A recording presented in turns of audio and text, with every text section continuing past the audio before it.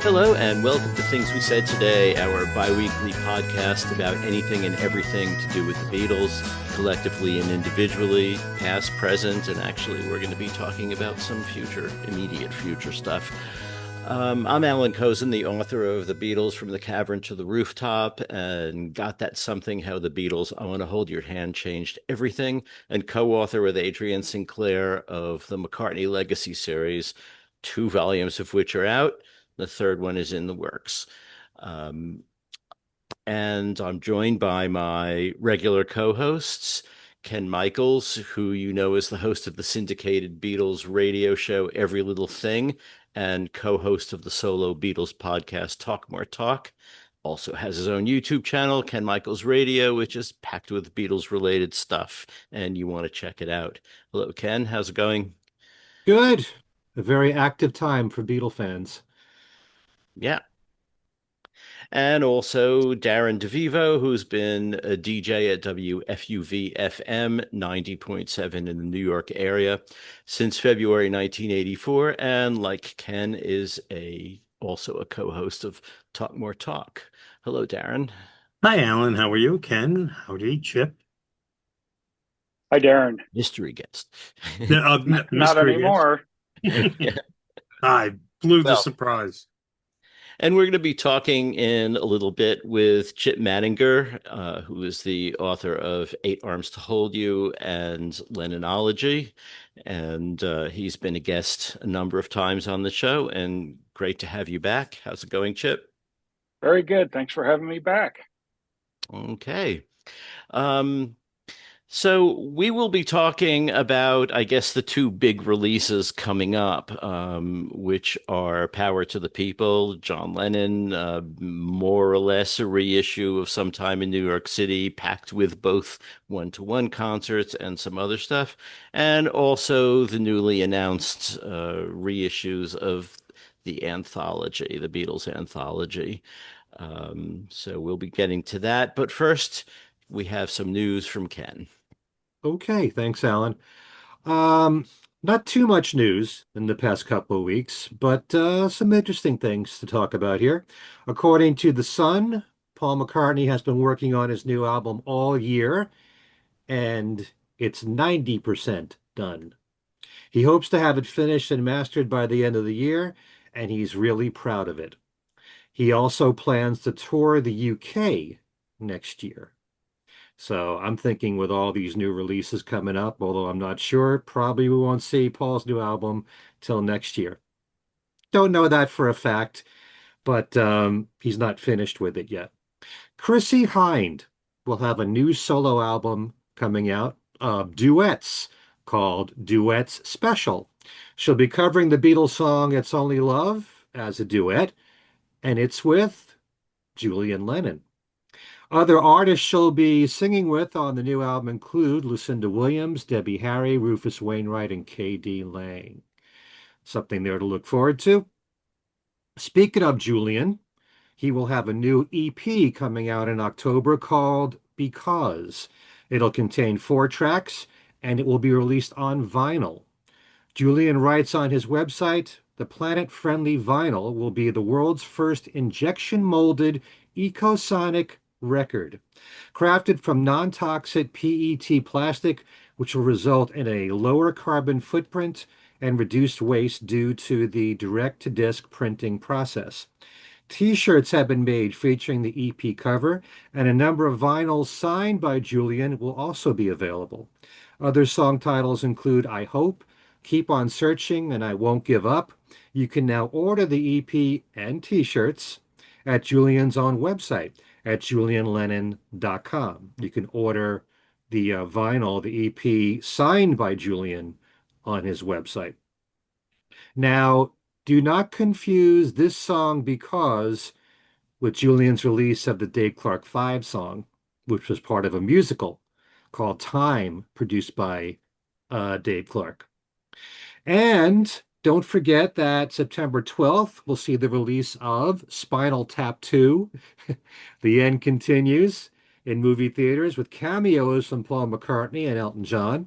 That same day, a double CD comes out that's a tribute to the Raspberries called Play On, assembled by musician and writer for Beatle fan Ken Sharp. He's also the author of the book Overnight Sensation, The Story of the Raspberries. It's a lot of great people that will be on this compilation. First new recording by the Hudson Brothers in ages will be on there.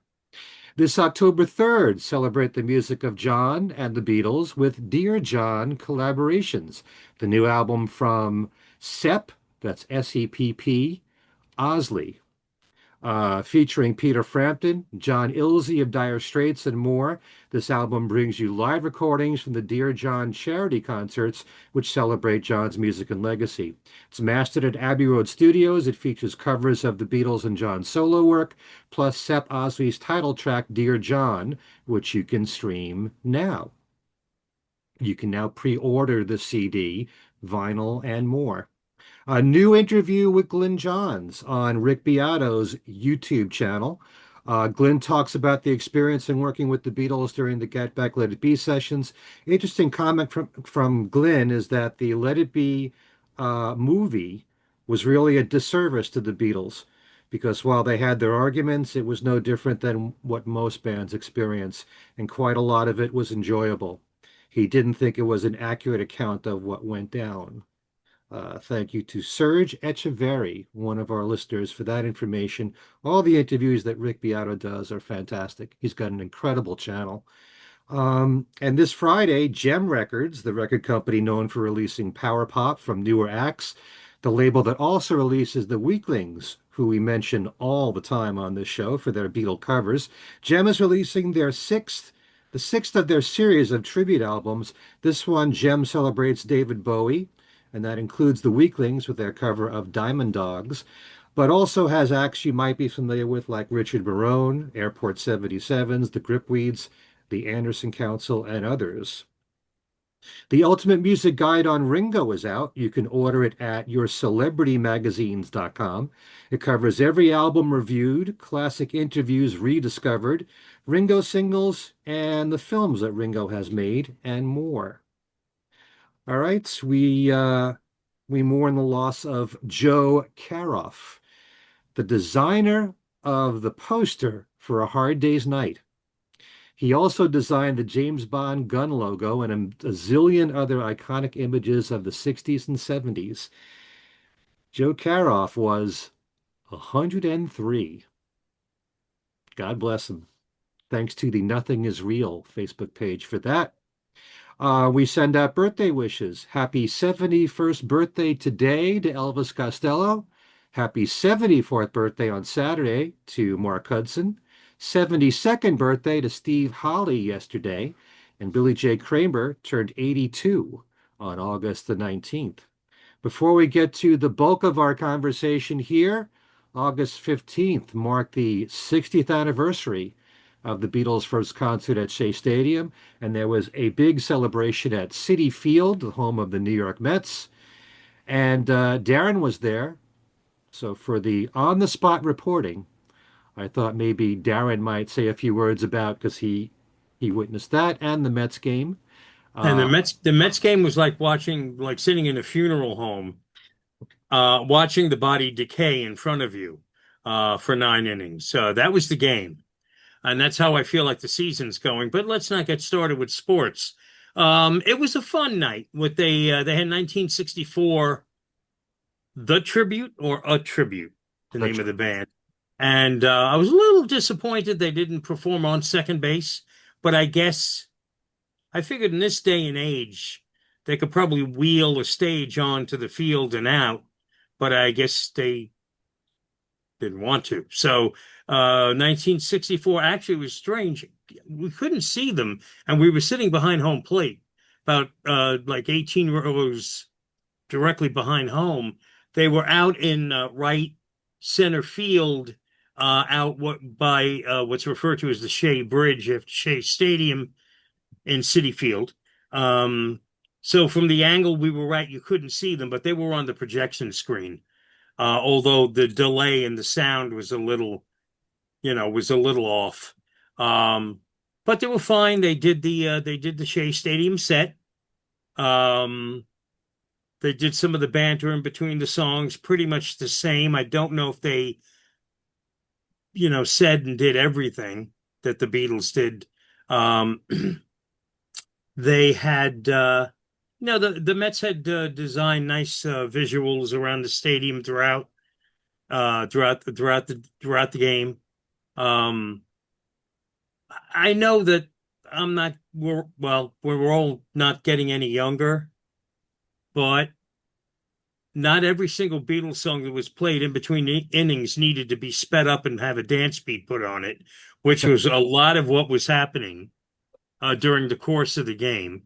Uh, Um, and they had some. I'm not the biggest fan. I'm sure many baseball fans are watching and all over the place. You have favorite teams, other sports too, where they got to constantly keep you entertained whenever there's a break.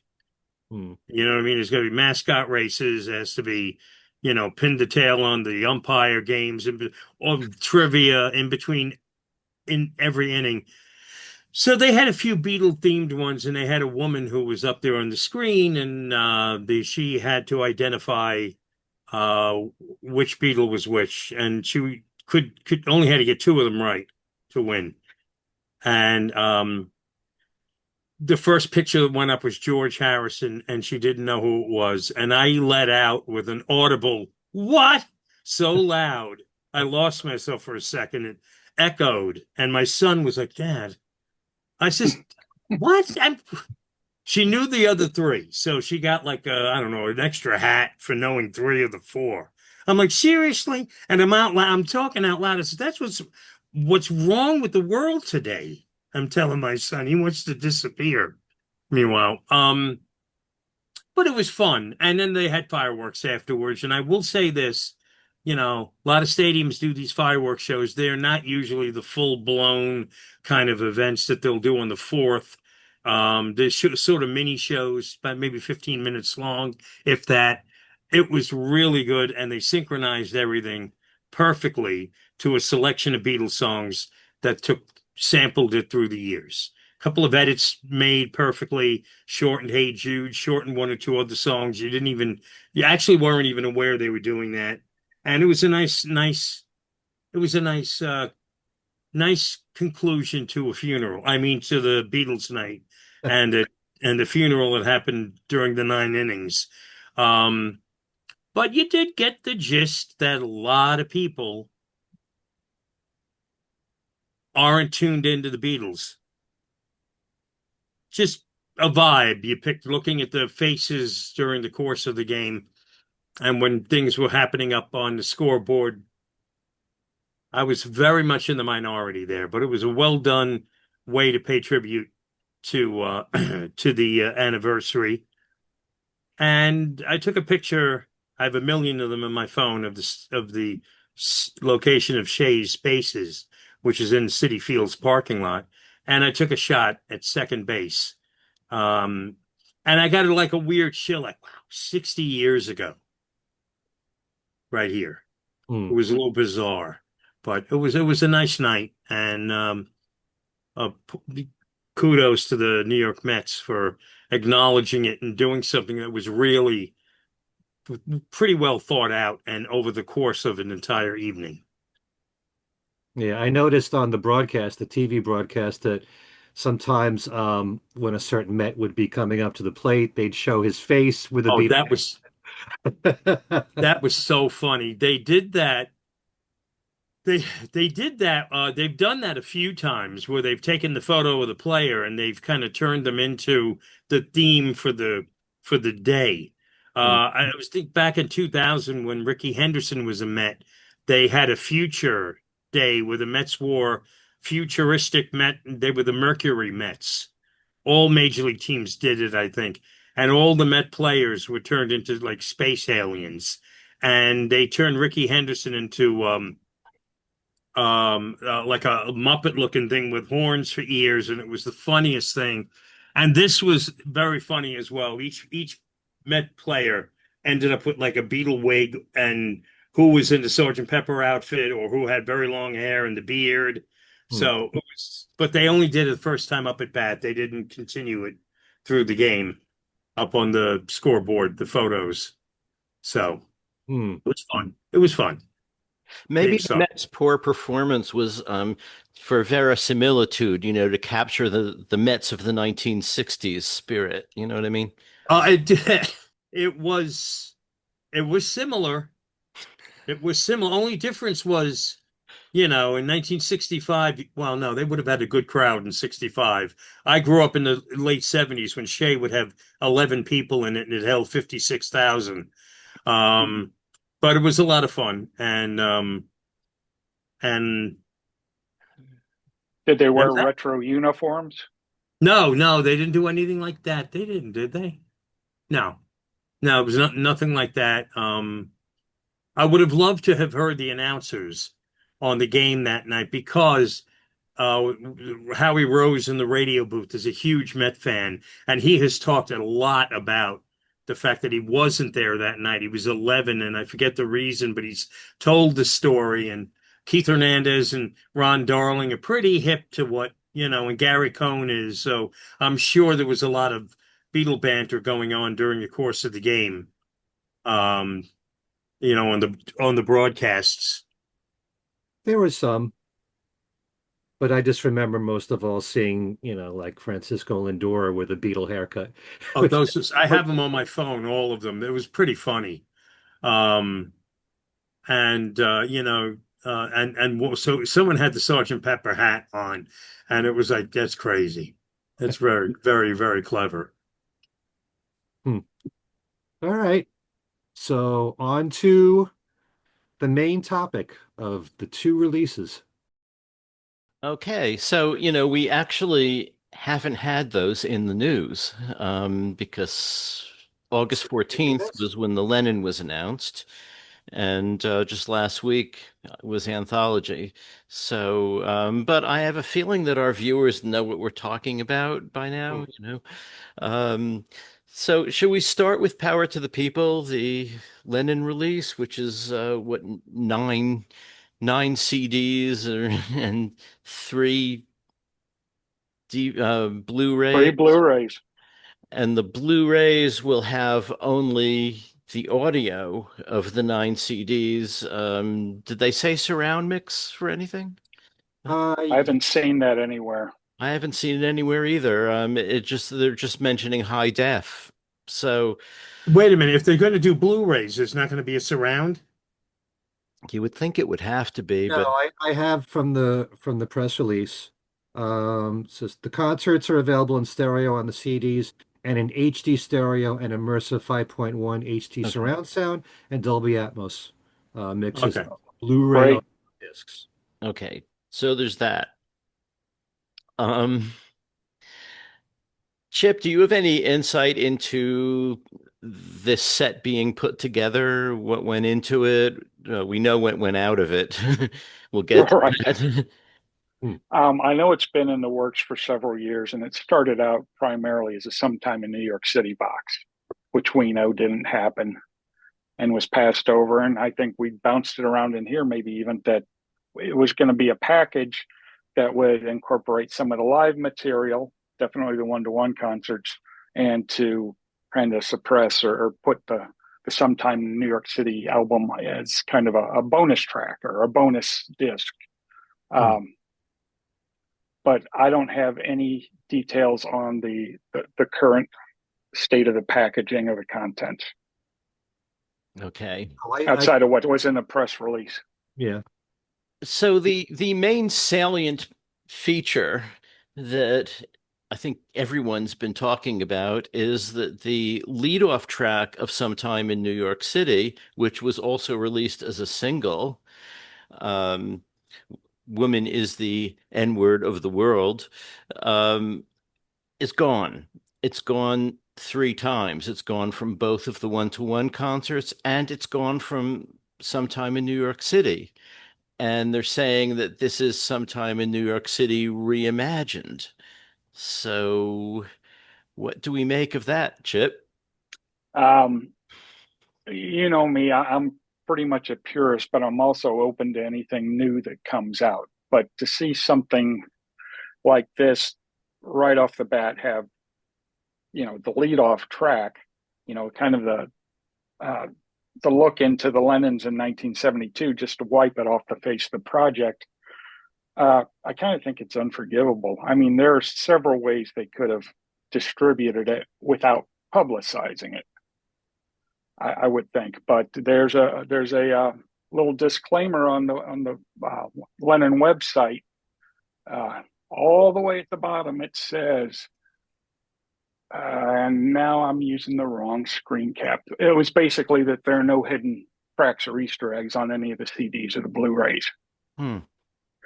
So our hopes that it might be just tacked on there, it seems like they have taken that into consideration or omitting it from there as well.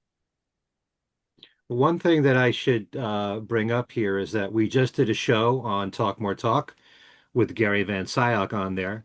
And that the whole goal here is to have two separate interviews because Gary's going to be on our show after the box set comes out. But we asked him if he knew the reason why the song was omitted, and he said it had to do with the lawyers advising Sean that, you know. So apparently nothing changed in the last few years when Sean wanted to put out a box set for Sometime in New York City, but he was getting pressure that way from the lawyers, and I guess he figured better to have something out than to completely ignore Sometime in New York City, and this way to, I guess, to package it all with the one-to-one concerts and out so much other stuff is part of this, like TV appearances are in here and rehearsals, so that makes it all the more worthwhile.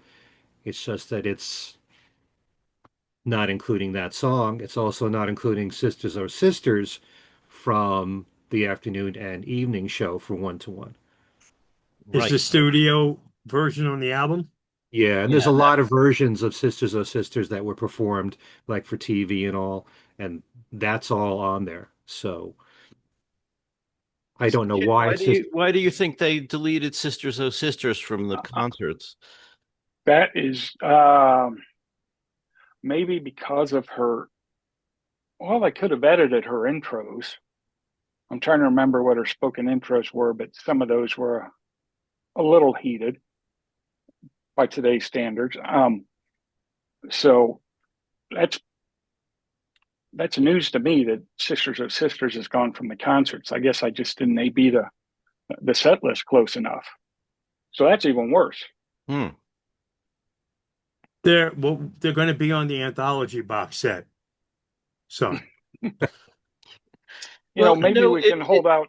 everything was included, including Woman, uh, in 2010 when the signature box right. came out. The album, that was I think the last time the album was reissued. Plus Yoko in the 2000s did her remixes, and that was still included there. Um, Sisters Oh Sisters, I think, was not included in the single disc one-to-one uh, Lennon Live in New York City that she put out in the 80s. Um, but yeah, it's kind of mystifying, all of it, really. I mean, you understand what the issues were, but not with Sisters of Sisters, with the other one. But the thing is, as Elliot Mintz has told us, it's always been kind of a problem for John and Yoko. I mean, they've always faced some pushback from it.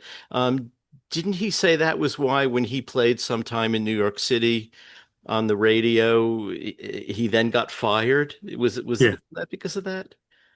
It was for playing the album as a whole, nonstop. But Right. I think the reason you've just given it is the true story. Yeah. It's interesting that it must have been played at some point by some radio stations. It wasn't a hit, but it charted. So somehow enough attention was given to it that it sold enough to just appear and on the top 100. I mean, this makes absolutely no sense because they probably, and because we haven't seen the physical boxes, there's probably no songs printed on the back cover. And if that was an issue, don't print songs titles. Give us some artwork, some photos. The people who are buying the box set are hardcore Lennon fans. And they got to go dive in and open it up and take everything out and then see the word. Okay. You want to censor the word with a dash or a fine? Then, it's bizarre because, like Allan said, it has shown up in reissues. It was splashed on the cover of the album when it first came out, and it was on the front or back cover of Shaved Fish 3 years later. Hmm. The single. We still have Record Store Day coming, but I seriously doubt they put out a 12-inch with They could just put out just that. the afternoon. Right. Gel filled. The thing is, I mean, they always had a very clear explanation of what they were saying and also what they weren't saying, and I think everybody understood what that was about, and it's just a little crazy. I mean, we don't want to obviously all of us go around just saying it for no reason or to be offensive or whatever, but that's not what was happening, you know? And I'm also a little surprised too because Sean has gone on a number of, I don't want to say rants because in Twitter tweets is too short to be a rant, but he's done some tweets about wokeness. And it seems like something he's against, which also strikes me as odd seeing his parents fundamentally invented it. I mean, that was part of what they were trying to get people to do is be sensitive to what you're saying and all that stuff. But even though they said this, because they had issues that were serious issues that they wanted to discuss about women and women's place in society, and this is what they were saying, and I kind of uh, I don't know, the sense that's being put out there now is that this isn't totally Sean's decision as such, that he was sort of forced into this decision. Does that seem right to any of you? There's no Very way. much so. Mm-hmm. I think it's probably pressure from the record company. The most Universal just didn't want to touch it. See, what doesn't make any sense to me at all, not just the fact that, hello? Not just the fact that um, it's been included on these compilations, including one called Working Class Hero in 2010. Yeah. Um, and it's if you want to, you can go on YouTube right now and play the song. You could play the studio version from Sometime in New York City. You can play the performance from One to One on YouTube. So why is this any different? That's what I don't understand about all this. It And was on the. I was going to say it was on the Lennon Anthology box twice, both as a demo and a recording from the. okay, there you go. So it hasn't been an issue, I don't think, except for the last maybe 5 years. We haven't seen anything with it using that tracker title, like Allan said, from the. But why is it okay for people to be able to play it whenever they want to? What is the difference? And why can't they just put something that there's going to be a booklet included here, a 204-page booklet, just explaining what the song's about for any new John Lennon fans that are curious to buy this box set? That's all you really have to do. But, I'm not in Sean's position. And I would think that the videos on YouTube potentially will find a bigger audience than purchases of the folks who buy the box set too. It's still on Apple Music, but with an asterisk. Okay. I can't speak for any of the other streaming outlets, but Yeah. So maybe we should talk about, the rest of what's on the box before we get to the other controversial issue. Um, so 9 discs, that's a lot of stuff, even even with the stuff that's missing. And basically, except for the one song, everything that was on sometime in New York City, I think, is here. Yes. Um, And it starts with New York City. The album Yeah. history starts with New York City. right. And I noticed that in the online description, the album is called New York City. That's right. It's not sometime in. That's because it's reimagined. See, you can't sometime in. I got you. That makes sense. Now, why would they have the evolution documentary, which I think those are brilliant for us with short attention spans? But Sisters Oh Sisters is one of the tracks. Hmm. Yeah, I So mean, I it's have to not like think they that, wiped it completely. yeah, yeah. I mean, I have to think maybe she just didn't like the performances from one to one. I don't remember them being particularly substandard, but maybe she just didn't like them. But in a way, even if that's the case, you're putting out a set like this, you're putting out both concerts, which suggests that you want everything from that day out. So why do that in a format that's like having everything from that day out, except not having everything from that day out? Do you think they'll cut it from the videos in a couple of years when, or next year when they put the video, the one to one out? I don't know. Maybe they can release it not through Universal and see if they get any more leeway. That was my next question indirectly, because these releases have so many layers to them. It just is kind of hitting me that wait a minute, where's the actual footage of the concerts? Shouldn't they be in the box set? They're not. You would think. Be a separate release. And that has been said that would be the case. Mm-hmm. Yeah. Mm-hmm. Would you like me to give all the information here, Alan, of what's on each of the discs, or you just want to? Well, I mean, we I don't know. I figured we couldn't read the actual whole listing, but if you want to, No. No, just very quickly, just to give people an idea of what's on the 9 discs. okay. Okay, so it's 9 CDs and 3 Blu-rays, and each Blu-ray encompasses 3 discs. Mhm. So the first disc is a hybrid. It's the best of the two concerts. And then the second disc is the afternoon show, and the third disc is the evening show.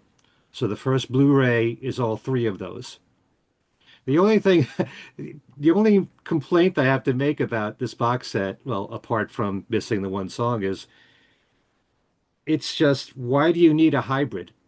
Yeah. You're buying the box set, you're getting those songs anyway. It's Yeah, you the can make hybrid is your good own. for a mainstream fan if they just want the best of the two shows. Yeah, that makes sense. But why put that in the box set too? I wonder if Sisters was cut for time restrictions because they've got But the evening show on one disc, they've got the afternoon show on one disc.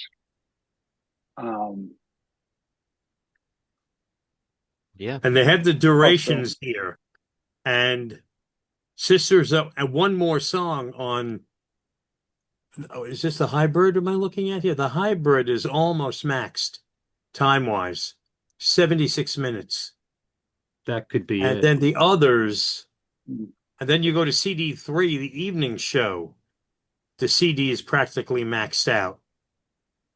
But the afternoon show is shorter, where they could have left any omissions for time in.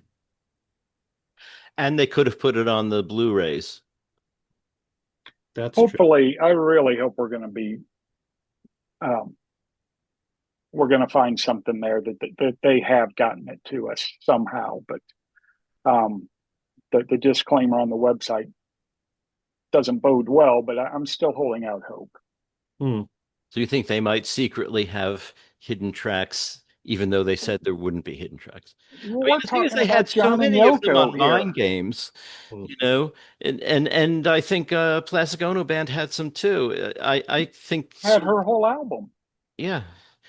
So So we're used to we're used to getting these bonus tracks, the hidden bonus tracks, Easter eggs. Hmm. We'll see in time. CD4 is the album of Sometime in New York City, now called New York City. And these are all new remixes. CD5 are evolutionary mixes of the songs from New York City. And then CD6 is called New York City Studio Jam. These are all jams from the rehearsals for Sometime in New York City. And they're also saying Elements mixes too. So everything that's on CD 4, 5, and 6 are on the Blu-ray number 2. Then you have CD number 7 called Live Jam 1. This is the concert for UNICEF at the Lyceum Ballroom and the concert with Frank Zappa as well. That's all on one disc. The Zappa concert is supposed to have longer versions of songs from what Well, I Zappa was very annoyed at the way the performance was totally chopped up by John originally, hmm. and one of Zappa's live albums. Playground Psychotics. Yeah, yeah. Um, Restored everything and put the right titles in place. I noticed Jamrag here now has a subtitle that it didn't originally, and I guess those were Zappa's Say Please, King Kong, and Look. Auk. Okay. Listen, I don't even. I'm afraid to say it. The third song in the jam with the mothers, track 5. That It's word here. is okay. That's okay, but we got to get George Carl. Well, wait, poor George isn't with us anymore. Hmm. Involved in this. What's okay and what's not? All right, sorry, Ken. CD7 you were up to. Yeah. Well, it's going to be interesting when Sean gives interviews when this box set comes out Yeah. because he'll have, some explaining to do. If we keep Also this up, he won't be. On the Zappa version that's on Playground Psychotics, I think apart from giving like the things like King Kong, proper titles, but you also have some of them were called, I think probably the last one was called A Short Eternity with Yoko Ono, wasn't it? I guess they weren't going to call it that. Great title. All And right. is this isn't the original live album you're talking about, Allan? Was it reissued as an expanded? Because when it first came out, it wasn't called what is it? Psychotic Playground Psychotics. Playground. Psychotics is a collection of all different stuff that Zappa did, and it had the whole performance with John and Yoko in it. But when Zappa put out the originally, I guess the Mothers at the Fillmore, Right. that didn't include any of this, did it? It was just the Mothers part. it's Yeah, just that's the true. mother's part. Yeah. Hmm. Well, we're getting a lot here, and to further prove that, CD number 8 is Live Jam 2. This is with David Peel at the John Sinclair rally, the 4 songs that they did. Live benefit for the Attica State victims at the Apollo Theater in Manhattan. Live on the David Frost Show, and the performances on the Jerry Lewis MDA Oh, wow. telethon. So that's all going to be on CD number 8. And then the final CD is called Home Jam. These are home recordings from the St. Regis Hotel in New York City. It says in September and October of 71. So those are all the ones from the Clock bootleg that's been around for a long time of John on acoustic guitar. A lot of Buddy Holly stuff is on there. And there's home recordings from the Campus Inn in Ann Arbor, Michigan, December 1971. Um, and that's including 4 songs with Phil Oakes. Wow. Um, We should, I guess, point out, having complained all this time, that disc 8 has 3 performances of Sisters Oh Sisters. yeah. Well, I was saying it's not like it's absent from the box set. It's Right, just absent from the right. live. But it is absent from the concerts, and that's, Yeah. come on. Okay, so it's a lot of material, no doubt about But it. It's a ton but of, us as collectors have 80% of this already. Hmm. Maybe not in the quality it's going to be presented, but the elements mixes, and the which was the other was new. evolution. Yeah, the evolutions and the elements mixes. Those two are basically new, but we've had the and I haven't heard it. I don't know what they've done with the live stuff with the Lyceum, or the Fillmore with Zappa, but we've had the Apollo Theater, we've had the John Sinclair Freedom Rally, we've had David Frost, we've had Jerry Lewis. I mean, so all of Disc 8 we've got already. We have the Disc clock. 9 we have already, except for a couple of track 21, 23, and 24 are new. But the rest of it we have. It's the clock soundtrack. The Campus Inn recordings we have already from the Lost Lennon tapes, the majority of it.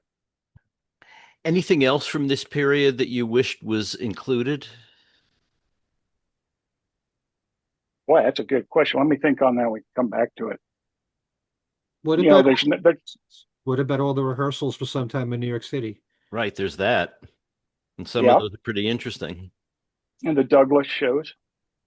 Yeah. It would be Doug nice to have those in a more up-to-date format. Hmm. and Dick Cavett. Although on Dick Cavett they did the song, Yep. so that wouldn't be included here. What if they would have included this as a stretch, maybe? The Elephant's Memory album on Apple?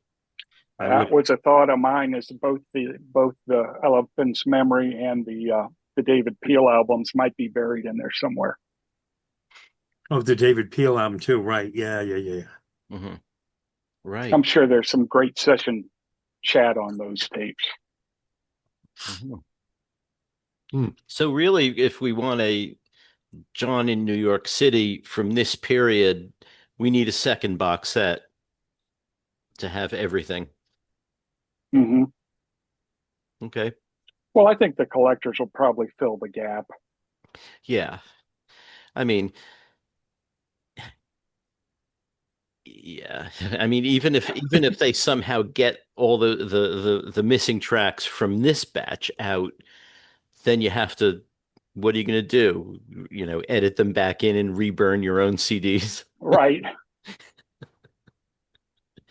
Yeah. I, Okay. I was saying I'm going to do that. So Chip, um, is Lennonology continuing? Wasn't there going to be sort of like a discography kind of volume that would Uh, deal with all these questions that we have about this? Very much so. There was going to be multiple volumes. I'm still not sure how those are going to actually become realized, but one book was going to be all of the session details for both John and Yoko's albums, Yeah. and another was going to be on all of John's home recordings, which we barely scratched the surface of. Um, I'm all for it. I think, Yeah, it's just a matter of doing it right, and then seeing how marketing of books is not like it used to be, as I'm sure with the legacy set. yeah. So do you issue it as a physical copy, or do you do it electronic? If you do it electronic, you can sell one before it gets distributed to everyone. So those are things that I'm still kind of wrestling with. Yeah. Mm. Is there a lot that exists that you've uncovered since you did Eight Arms to Hold You that you didn't know was recorded by John or Lennonology? Have there been new I can't discoveries? definitely on the home recording front. Mhm. Not so much on the session, but then that's a good question, Ken. I haven't given that a lot of thought. How much is actually new? Yeah, I think it'd probably be limited to the home recordings. So should Well, we turn our attention to anthology? sure. Yeah. Okay, so the deal with anthology was we're getting a new Disney video presentation of it, but not a Blu-ray. The Disney presentation will have a ninth episode, which is apparently all new stuff, and I gather is going to uh, rely heavily on tracks of the Threedles, as we call them, um, in their reunion sessions. But I don't know if it's all that or what. I mean, if it's a ninth episode and it's chronological and they're not adding stuff into the first eight episodes, then it kind of has to be after the breakup, right? I mean, we ended the original anthology series with that, final photo session that they did, and Abbey Road in the breakup. So not sure quite what that's going to be. Um, I've read some places that the ninth episode is directed by Peter Jackson, but I looked in the press release and I don't think it said that. It just said that he helped with the restoration of some of the audio. Hmm. Okay, so that's that. That's the video component. Then there is the audio component, and they're going to be reissuing the three anthology boxes on CD and LP with Anthology 4, which is basically a hodgepodge of tracks arranged chronologically on the set, but obviously, what I would have done is I would have weeded them into the first three sets, made it into four sets, but kept everything chronologically, put the new stuff in where it goes chronologically. That would have made sense to me. This, I'm not sure it makes sense. Because in addition, the way they're selling it right now may change, is that if you want volume 4, you can either buy a download, but if you want a physical volume 4, you have to buy it with volumes 1 through 3, either as 8 CDs or 12 LPs. Um, Volume 4 has only 13 new tracks, 13 previously unreleased tracks, all outtakes of, familiar things. But that's not an awful lot to have to buy 8 CDs for 13 tracks. So I suppose it's fair to say there's some discontent about that out there. Hmm. Um, what's everyone's think? No Carnival of Light, Right. And no 27-minute Helter Skelter.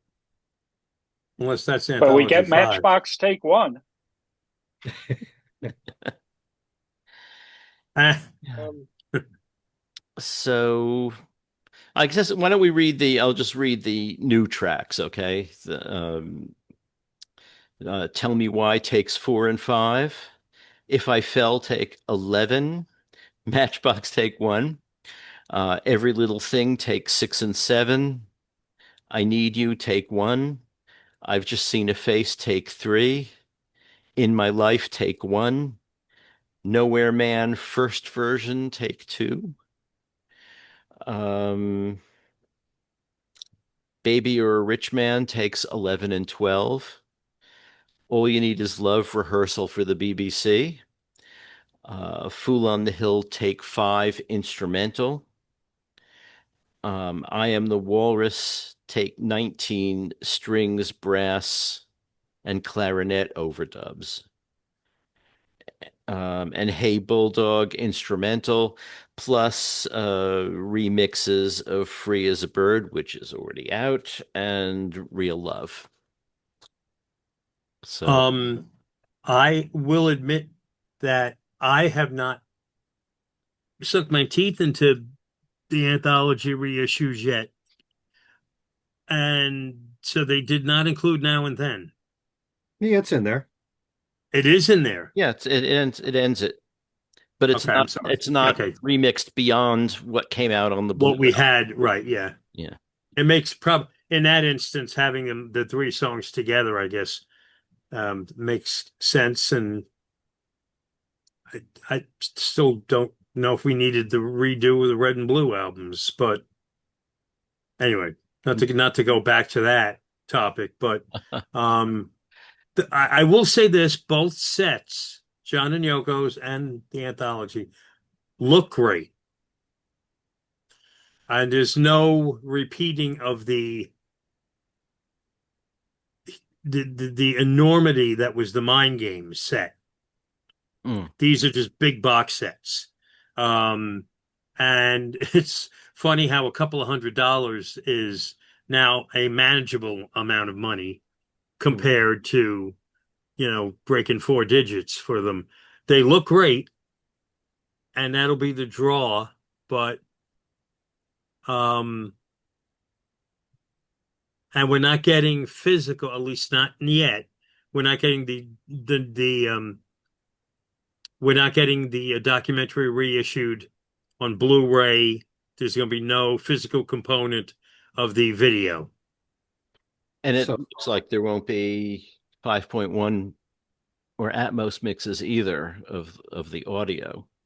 Now, the audio on the first three sets has been redone to some extent, and in fact, they're out there already on various streaming and download services. And you can compare them with the originals, and also there was a stealthy upgrade in 2011, Mhm. Which had some improvements. The new one, it's very funny. There are certain things that are in stereo now that were not in stereo originally, like Mr. Moonlight. Leave My Kitten Alone sounds mildly stereo. I mean, it's sort of like very close, but um, some things just have a sort of stereo reverb to make it a bit more stereo, but and there are other things that have been newly edited, like Shout.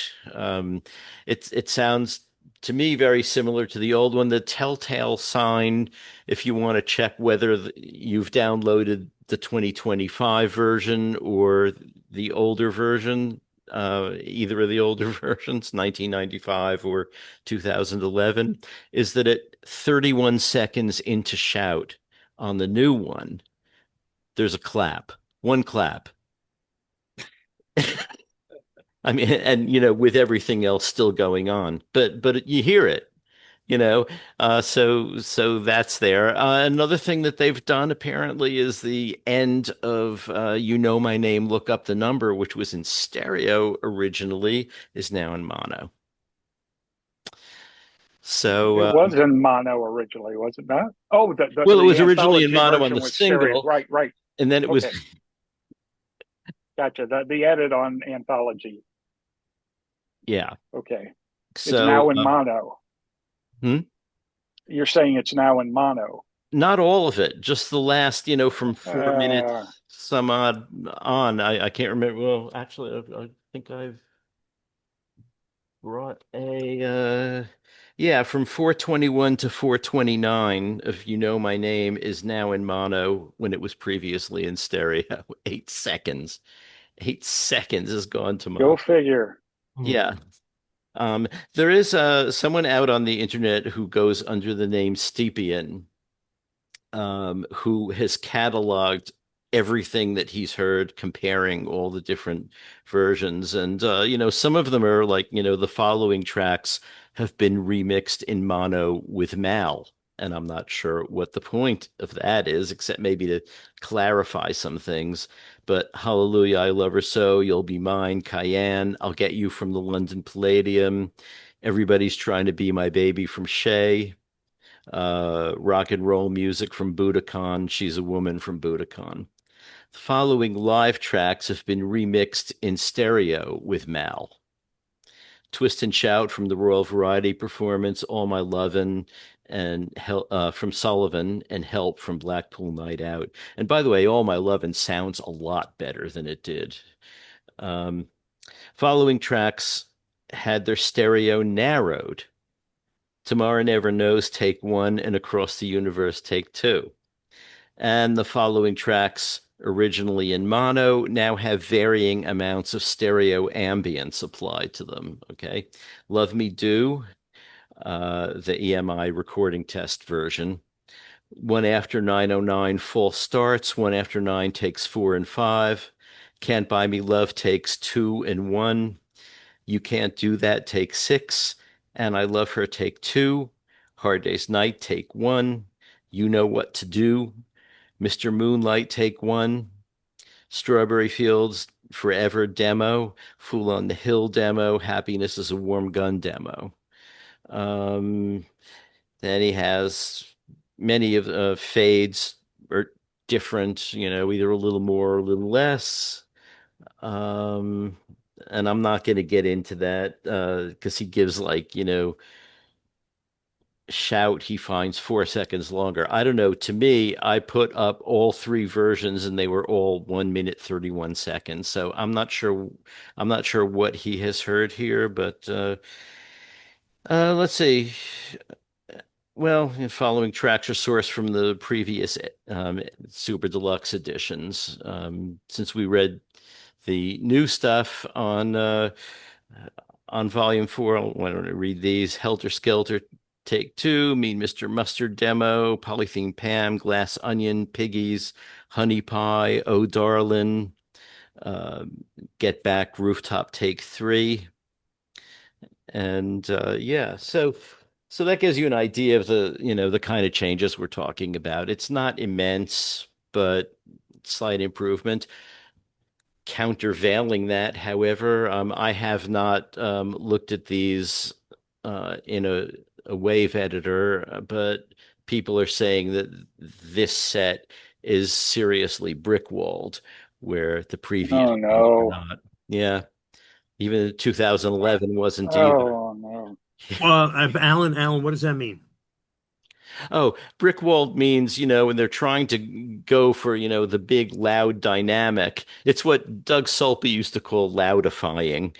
Okay. So when you look at the waveform, instead of seeing, it go up and down as the volume is, little subtly changes, you get like a big solid Yeah. wave. So And did they leave the segues that were and spoken word segues and whatnot that were on Anthology 1? yeah, I think so.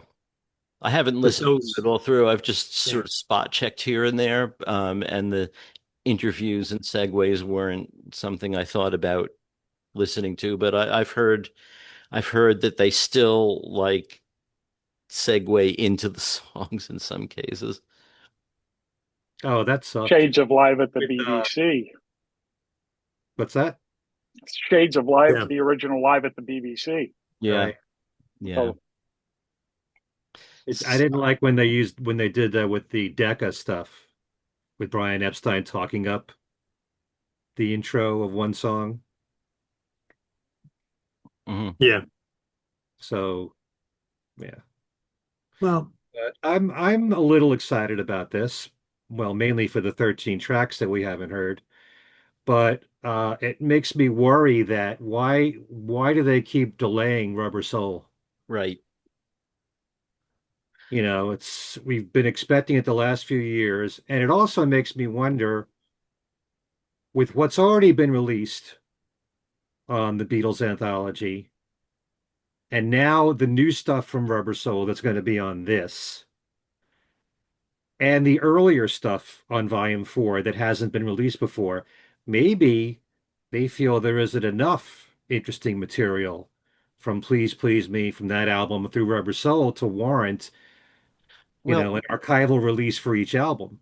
one of our guests told us, and I don't remember if it was on the air or after the interview was over, I think the latter, but we had a guest recently who did some work with Apple and told us that Rubber Soul is done and it's sitting on their shelf. Well, Giles Martin said a few years ago he finished working on Rubber Soul. Mhm. And you know from the Red album that they did remixes on early stuff. So I would think that probably all the albums are done by now. Could I be. would think. Yeah, and Makes sense. so is I'll this tell you what, though, Mm, I was going to say on Free as a Bird, the improvement in John's vocal is considerable. right, Mhm. right. And, Scott Riley, co-author on Lennonology, was saying how cool it would be to really hear that applied to all of John's home demos. Mm. I pity the engineer that would have to go through and do it, but What I like about the new mix of Free as a Bird is that, yeah, John's voice is clearer, but it's almost like the exact same balance between the three vocalists. It's not like he's overpowering Paul and George. It's kind of as close to the original as possible, just John's voice is clearer. I also noticed that some of George's guitar work towards the end, you can hear was pushed up a little bit, Hmm. like I guess they'd be called arpeggios, what he played on the guitar. Um, I heard that. And I also question, you know, I don't think we ever brought this up, but when the Beatles videos were released on Beatles One Plus, and we heard Free as a Bird playing that off the video, the vocal from George Harrison was different. Hmm. You can tell that it wasn't the exact same one that was in the original released in 1995. And I now thought there was a word flipped around as well in George's lead vocal.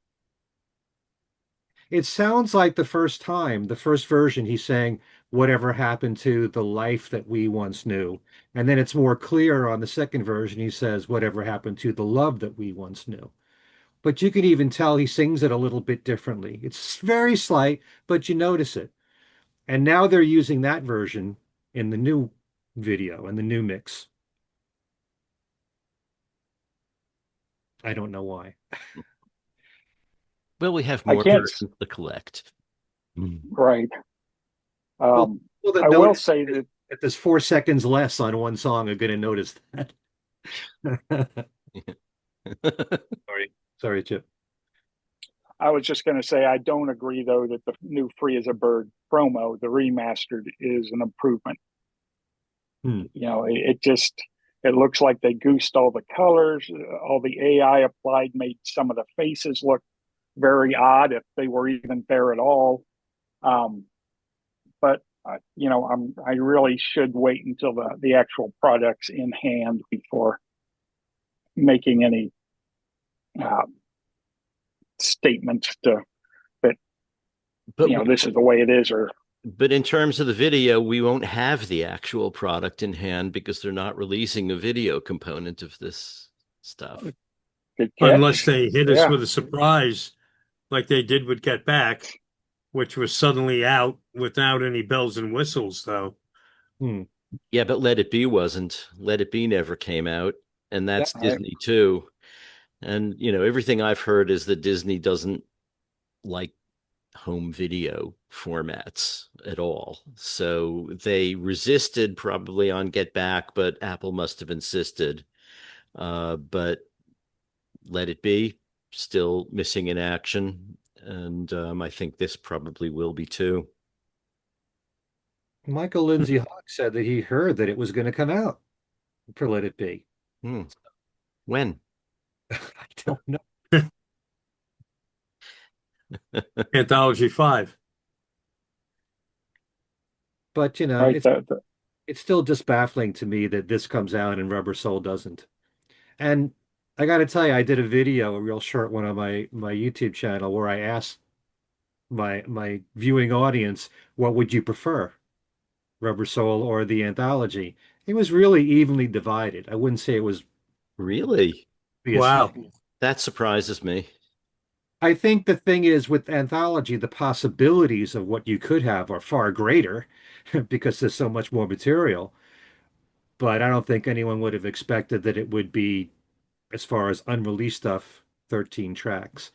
But if any slight difference in the mix matters to you, then the first three volumes are going to be worth your while. Hmm. Mhm. Yeah. Not everyone's going to care that there's a clap there on Shout that they hadn't heard before, but some No, people I don't will. even care that there's a clap there and shout. I just mention it because it's a way that you can identify which version you've got if you download it. There are people that have to have the hi-hat intro of All My Lovin'. It's so essential, Right. you know, and that's how they feel.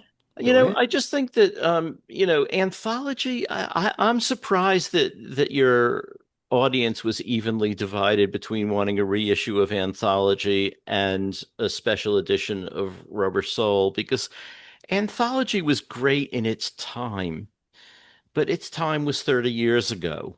And so for the audio sets, I mean, we've talked about this before. They were getting together outtakes and Frankensteining multiple takes together and, doing, flying in a vocal on a backing track that it didn't really Mhm. go on originally, and basically making new creations, newly created outtakes. If we did them as fans, we would call them outfakes, but since they're official, I guess we don't call them that. But you know, on the SDEs, the super deluxe editions of the albums from Pepper on and back to Revolver, they didn't do that, or at least they didn't do a lot of that. They mostly gave us the takes as they were. And I think everyone pretty much agrees that that is really the way to go. Mhm. So having the anthology reissued, it's like, okay, it's giving us this stuff that we were really happy to have when they weren't releasing any unreleased stuff. But now they've been doing it and doing it in a much better way. Why go back to that stuff, Do you think the 30th anniversary has anything to do with it? I mean, I don't know why that would come into play, but But Rubber Soul has its 60th anniversary. sure, Yeah, you're right. that's right. So does Help. I mean, I don't know if they would release a set like this in the first quarter or something like that, but it would be still close to the 60th anniversary if Rubber Soul came out, in the first quarter of 2026. I doubt they'll do it so close to this, though. We've Well, do now. you Yeah. think we're going to get? Do you think we're going to get a Georgia or a Paul announcement this week for their big Christmas package? I think we're going to get Bangladesh, is what I've heard. Could There's a be Okay, reworked that version of Bangladesh. Maybe they'll put "woman" as the nipple on it. before the end of the year. Yeah. um I like how you worded that there, Chip. That's how we'll go with that title now. We can All get away right. with You that. can get away with that. Yeah. what is the situation? Isn't there a new All Things Must Pass coming out? Did I just see that recently? I didn't see that. I, Didn't I they think do it? I think it's just a reissue of the 50th anniversary set. It might have an extra piece of paper in it, Do you but I think don't think it's anything Yeah. reworked. do you think we're really going to get anything from Paul and George when you've already got two box sets coming out? That's a lot there money wise to shell out for the people who care about all this all at the same time. I mean, we do know that Paul's book is coming out. The I, documentary on Wings is supposed to be coming out before the end of the year. I get a feeling we're getting set up for a Wings release, for a big Wings release, not just in book form or in movie form, but I'm still holding out hope for Lennon kind of back to the egg like everybody else here. Hmm. But that would be the highlight of the release season for me, is if we were to see those two Paul discs. Yeah. And what about Wishful Ringo? thinking. Well, the next one for George is supposed to be the concert for Bangladesh because Peter Jackson's worked on that, and we know that. Okay. So whether that comes out the end of the year, I don't know. But I just can't see so much product coming out all in the last 3 months. It's too much for Yeah. fans, I think. There's one thing that we didn't talk about in terms of the Lennon reissue, and that is people have been talking about the use of auto tune on his voice. And one podcaster who does a podcast called Wings of Pegasus actually showed on the screen uh, soloed Lennon vocals from Come Together, which is, they've officially released the video of that. And he compared it with the version that was on TV of the evening performance of Come Together, and showed, which notes have been affected by auto tune. I was just wondering what anyone feels about that. Um, I hope that's not true. I don't like that. Well, he shows. You should look up the Wings of Pegasus podcast. It's you can see on the screen the waveforms and how they're different. I've seen the guy maybe YouTube channel. younger listeners might be used to the auto tune on some of their favorite artists' work, but I just can't see it applied to these older recordings. Anything good coming out of that? Yeah. Because I think you were saying earlier, Allan, is that it takes all the dynamics and all the rawness out of the recording, out of the lead vocal, especially on Come Together. Hmm. Yeah, I mean, the argument that the Wings of Pegasus guy is making is that, it's not like he's woefully out of tune. It's just like, he'll show on the original recording, the way John sings it is like between G and G sharp. And on the new one, it's been sort of suppressed down to G a little bit. So there's just that little bit is fixed, but you play them side by side, and I don't know how many people would even be able to tell the difference. But what he's saying is that these little pitch differences are a matter of attitude in the performance, and they're part of what John is bringing to it, and it shouldn't be tampered with. Even if most people can't hear the difference, it shouldn't be, it's not like there are really wrong notes there anyway. I mean, we've been listening to these performances, because of bootlegs, and the original broadcast recordings and Yoko's 1985, I think, single disc issue, and no one has been saying, oh man, John's performance is like really badly sung. It's not. You know, these are I think pretty needless tweaks. But anyway, I just thought I'd Hmm. raise that because since we have Chip here, and you know, Just another variation. variation. Yes, this is the halfway between G and G sharp version. One of the great things about Beatles recordings is that if they had a mistake, they left it in there. Yeah, yeah, So And the why? same goes for John's solo catalog. right. Yeah. It was all about the feel. Hmm. Just listen to how out of tune Klaus is on a lot of the Imagine track. But I mean, could you imagine if they went through the Beatles catalog and fixed all the okay, mistakes that, like in Please Please Me, there's a vocal mistake, and there's in I think is it Matchbox, if I fell, yeah, one vocalist singing Now She's Got a Boyfriend Down the Street, and the double tracked vocalist singing Now She Don't Care a Dime for Me. And the two of them are together, you hear them both. I'd be really upset if those were fixed, Yeah. those belong there. That's the Hmm. track. Yeah. Anyway, wasn't there a bit of an uproar when they put in the missing note in the guitar playing in Day Day Tripper? Tripper. Yeah. Which version was that where they fixed it? Um, I think they It fixed it might have been the in the one. 2009 reissues. Huh. See, that doesn't bother me because that basically is a tape dropout, you know. So they put the note in. That's okay, you know. I mean, But you but if don't they were take to, out John's pickup selection and I Want You. I mean, that's gone now. what is? The When John changes his pickups in I Want You, Hmm. Hmm. What's that's been scrubbed away. Hmm. Yeah. Never I don't noticed. know that. John is saying, coming to visit Ken a couple times.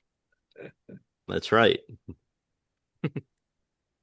So, anything we have left uncovered? No, I think It'll we be, I Um, was just going to say, it'll be interesting to see if we get the unedited Lyceum performances. Mm, I also the way that I read it with Free as a Bird and Real Love, they're still saying like remixed by Jeff Lynne, so he could have been Hey, involved in this. hmm, So huh. I think with Peter Jackson, it's kind of like Peter explained to us. He sends the isolated tracks to Giles Martin, right, for him to do the remixing. It's not Peter doing the remixing, it's Giles doing it. right. So maybe he did something with Jeff Lynne here because Jeff is still in the credits here Okay. for this. So, and also from what I read, there was remixing in the audio for the documentary of the anthology that was done by Giles Martin. Right. Okay. Yeah, there are lots of little bits in the anthology that, at the end of each episode where they're playing bits of outtakes and things. There's a lot of stuff there that isn't on disc anywhere. So, be interesting to hear what's done with that. for those with really short attention span. I was also a little bit surprised, maybe I shouldn't have been, that I was kind of hoping that with the video that they would add some more stuff Yeah. because the director's cut has been out there and maybe they thought that wasn't interesting enough to put into the anthology, but just to make it worthwhile a little bit more, put a few more minutes that we haven't seen before. Yeah. Well, we'll know in We are, a couple we of are months. getting the I'm sorry, the Paul George and Ringo reunion for Free as a Bird and Real Love and that, but I'm talking about, stuff that might have been used in the original at the time. Um, I just thought it would be a little bit longer. I'm happy for the ninth episode and all, but I just thought that'd be more than that. They should put in some of the fights. Put them in on a separate section though, where they're all looped together. Yeah. I mean, I've heard of, people who've seen some outtakes of it. It's like, they're talking about Paul talking about, she came in through the bathroom window and the others going, oh man, not that story again. I think that would humanize it a bit. Do we have that full? Well, I suppose we don't know. I was going to say was the table talk interview at George's house with the three of them, where they're all remembering different things. Right. Um, do we think that stuff's all going to get ported over to the new project? The bonus stuff from the DVD set, or Oh yeah. I because wonder. wasn't there a whole extra disc in the There was a lot DVD of extra package? And stuff. the rehearsals, Yeah. the Yeah, the jamming, there's a few songs. Thinking of it'll Link, be great if we see the ukulele session. yeah. That could be a lot of fun. Mhm. But yeah, I We'll wonder if that see stuff's soon going to get enough. included or not. No, I All enjoy right. the thinking of linking and They did Blue Moon of Kentucky, right? Yep. Hmm. Right. Those songs. That should be added. Yeah. Yeah. Yeah. Maybe it will be. Well, lots of potential. We'll see what's there soon enough. Hmm. Or maybe that is part of episode 9. Yeah, it Good ought to be. good point. Hmm. Okay. So do we feel we've covered it? Yes, In that case, let absolutely. us go around and say, what we're up to and how to reach us and all that stuff. Um, let's start with Chip. How do people get in touch with you, and what are you Uh, currently working on? still working on the Lennonology project. I was involved in Elliot's bio and in Yoko's bio from David Sheff and with Roger Farrington's upcoming book. So, Mhm. we'll should hopefully have all the facts straight in those. Um, but the Farrington book's going to be cool. It's really hard to imagine how you could get 100 pages out of an hour long photo shoot, but there's really some cool detail in there. Huh. Nice. Interesting. Okay. But people can reach me at the Lennonology.com website, where you can purchase either copies of Lennonology Volume 1 or the ebook, the updated ebook of Eight Arms to Hold You. So back to Allan. Okay. Um, Darren? Well, you can catch me at WFUV Monday through Thursday nights, 10 p.m. to 2 a.m., 90.7 FM in New York City. And we stream on our website, WFUV.org. Also, I mentioned Saturday afternoon, 1 to 4 p.m., in addition to the 4 weeknights from 10 p.m. to 2 a.m. I'm on Facebook, got 2 pages on Facebook. Shoot me a friend request on one or follow on or like on the other one, and we'll be connected. Um, on the 6th of September, which is a Saturday, I will not be on from 1 to 4, my normal Saturday shift, because I will be filling for Don McGee on Mixbag. So that'll be from 4 to 8 o'clock on Saturday, September 6th. So that's those apples. Hmm. Okay, Ken. Okay, if you want to reach me, my email address is everylittlething@att.net. You can also friend me on Facebook at Ken Michaels. And as far as my other shows are concerned, on Talk More Talk, as I said earlier, we just did an interview with Gary Van Syok, the bass player from Elephant's Memory, talking about the whole work relationship with John and Yoko and Elephant's Memory, the Sometime in New York City sessions, the one-to-one concerts, everything really. And as I said also earlier, we're hoping to have him back here once the box set for Power to the People comes out. And by the way, thanks to everybody that watched that show. We got a tremendous response. We were mentioned on the John Lennon page because of it, and got over 2,000 views so far. So thanks to all of you for all the not only watching it, but all the comments that we got on our YouTube page for that. We will be doing a new show this Wednesday with Luca Perassi discussing the album Press to Play from Paul McCartney, as Luca just released a brand new book with details all about that album. On Ken Michaels Radio, my own YouTube channel, there is an interview I just did with Luca on Talk More Talk. So there's going to be double talk on Talk More Talk between my channel and Talk More Talk. So going to learn a lot about Press to Play on there. And I will be doing another interview with Luca tomorrow to finish up my interview on Ringo. He just released a book called I Play the Piano If It's in C. And it covers Ringo's catalog through 1997. We only made it through Old Wave. So we got Time Takes Time to cover and a lot of the one-off stuff that Ringo's done. The Chips Moment album we're going to talk about. and Unreleased Ringo. So that's going to be out probably tomorrow night or Wednesday. As for my radio show, Every Little Thing, you can always catch it on WFDU's website, which is WFDU.FM. It's on Saturday mornings at 6 a.m. and Sundays at 8 a.m. That's Eastern Standard Time. And you can look up their archival page for all their shows, which you can listen to whenever you want to.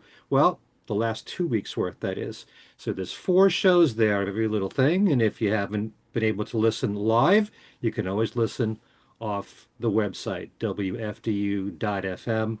And one more thing, there's my website, kenmichaelsradio.com, which has a lot of audio interviews that I've done through the years, all from various Beatle people, but there's ongoing Beatles trivia all the time where you can win one of 10 Beatle prizes, whether they're books, CDs, DVDs, you name it. And we're actually going to have a winner of the McCartney Legacy Volume 2 to announce later today. One person has won a copy of that book. We've given away the first volume, now we're giving away the second volume. And check it out. There should be a Beatles mini montage for you to figure out the songs in it, 5 songs in total. Okay, so again, that's at kenmichaelsradio.com. And I do believe that is Every Little Thing for me. All Okay. right. You can find me on Facebook at either Allan Kozinn or Allan Kozinn Remixed. You can email me at allankozinn@gmail.com. You can email Ken and Darren and me at Things We Said Today Radio Show at gmail.com. We're on formerly known as Twitter at Things We Said Fab, and we're on BlueSky at Things We Said Today. And there is our Facebook page, Things We Said Today video podcast. So we're all over the place. We hope you're watching us on YouTube, and that if you do, you click like and subscribe. And that's basically it. So for Chip Madinger and Ken Michaels and Darren DeVivo, I'm Allan Kozinn. Thank you so much for listening, and we'll see you next time.